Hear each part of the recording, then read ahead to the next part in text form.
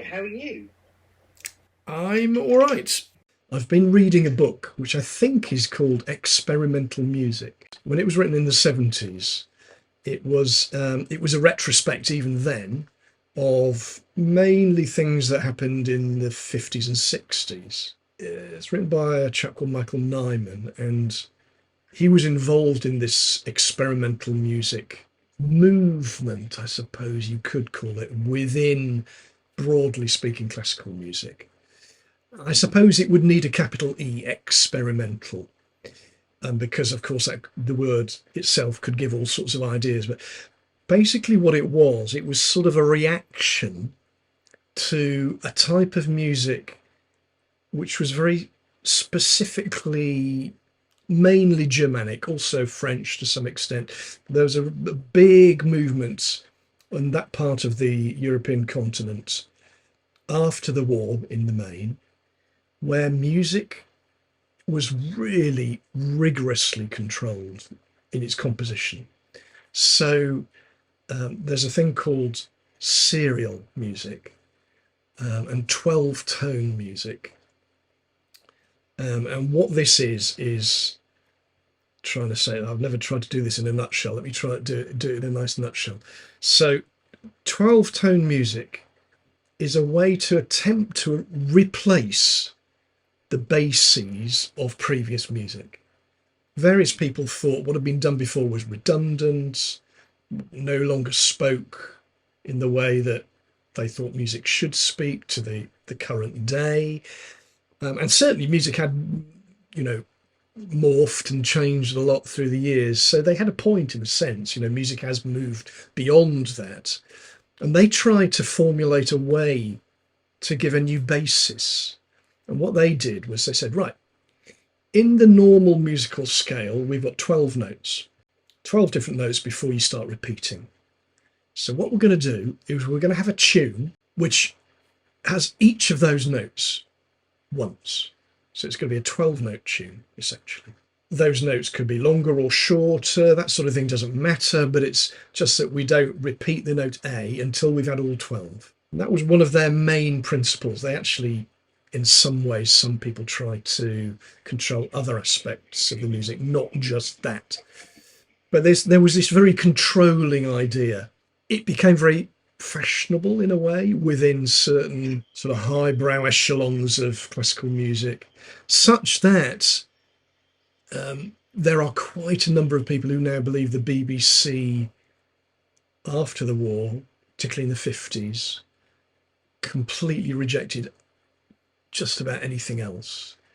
They just went on a completely blinkered idea that this is the next best thing and we've got to stick with this. Anything that's got a tune that you could hum, no good, no good, get rid of it. And anyway, this experimental music was sort of a reaction to that, what a lot of people would say was now over control of the compositional process, by saying, oh, come on, let's just free things up a bit. I mean, very much, moving hand in hand with the sort of hippie period and all of that. So there was a little bit of that in with it. So it was very much giving chants a go. There have been composers who've used things like the I Ching to help them create music by chance, rolling dice, doing all sorts of things. Also giving the performer much more say in what is produced. So the older musics and this serial music, even more so, really prescribed what the performer must do. And then these new experimental people saying, no, this is between me as a composer and you as a performer. I'll give you some suggestions and then you run with them.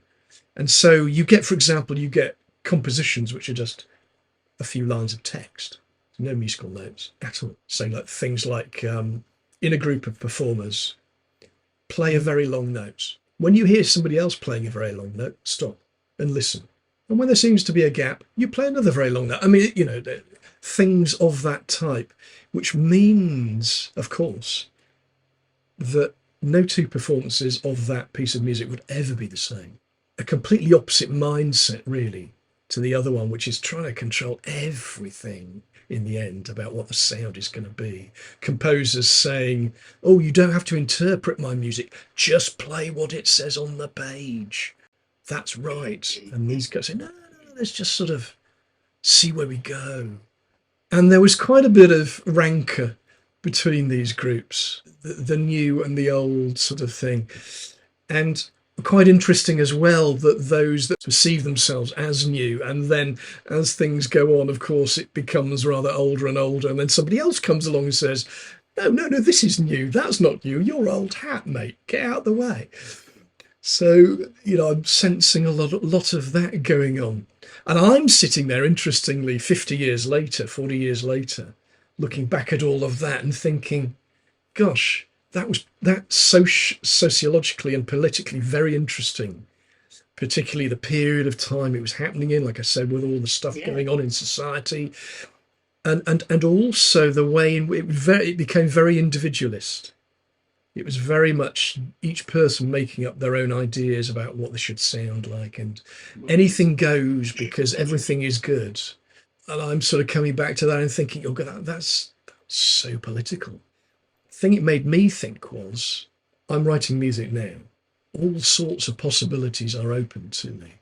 Because there's such a lot of info out there, such a lot of books, such a lot of videos, such a lot of stuff on the internet, you can know vast amounts about what has happened in the past and what people have done and how they've done it.